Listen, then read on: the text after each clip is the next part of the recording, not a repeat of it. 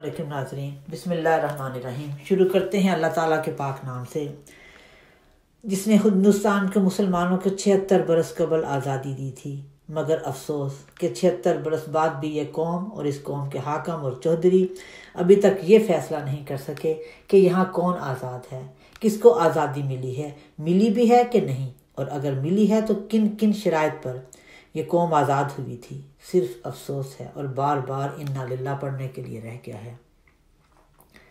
ساری قوم حاکموں، چودھریوں اور طاقتوروں کے نافذ کیے گئے مختلف قسم کے عذابوں سے گزر رہی ہے۔ بے اصولی کے عذاب، ناانصافی کے عذاب، بے حسی کے عذاب، ایک دوسرے کو نوازنے کے عذاب، کمزور کو اور کمزور تر کرنے اور طاقتور کو مزید طاقت دینے کے عذاب، بے گناہ کو سزا اور گناہ گاروں کو ملک سے بھگانے کے عذاب، طبقاتی تقسیم کے عذاب، غریب کو دبانے اور امیر کو ابھارنے کے عذاب۔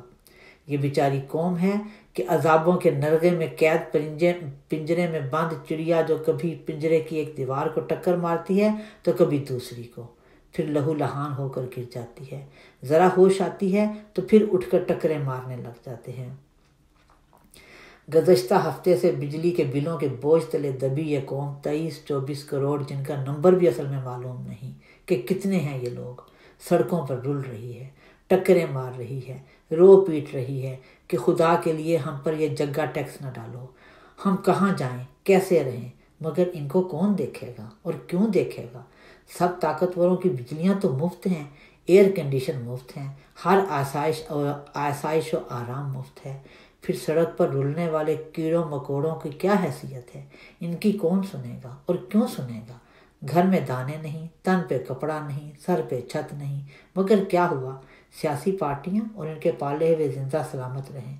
اللہ تعالیٰ ہماری قوم پر رحم کرے، اللہ تعالیٰ ہم پر رحم کرے۔ اس کے ساتھ ہی ہم آج کی ویڈیو ختم کرتے ہیں، پھر دوبارہ حاضر ہوں گے۔ خدا حافظ۔